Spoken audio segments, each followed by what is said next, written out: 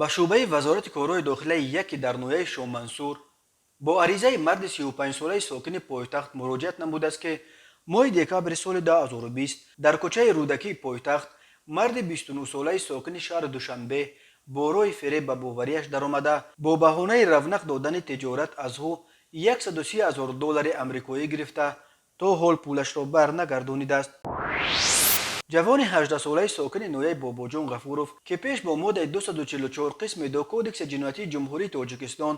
бо ҷурми дуздӣ суд шудааст ва ноболиғи 15-солаи сокини ҳамин ноҳия бо гумони дуздӣ дастгир шуданд. Вазорати корҳои дохила гуфт, ин ду нафар шаби 11 июн тахминан соати 23:00 бо роҳи пинҳонӣ аз дохили мошини тамғаи Opel Astra, ки ба сокини 29-солаи Ҷамоати Холматов тааллуқ дорад, як адад ноутбук ва як адад айнаки мардонаро дуздида ба соҳиби мошин 12560 сомонӣ зарар расониданд.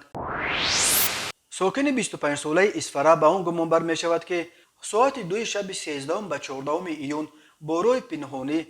аз ҳудуди заминҳои хоҷагии деҳқонии Ленин як сар чорвои калони шохдоро, ки ба марди 55-солаи сокини Исфара тааллуқ дорад, дуздида аз ҷои ҳодиса ғайб шудааст. Зарари расонидашуда 7500 сомониро ташкил медиҳад.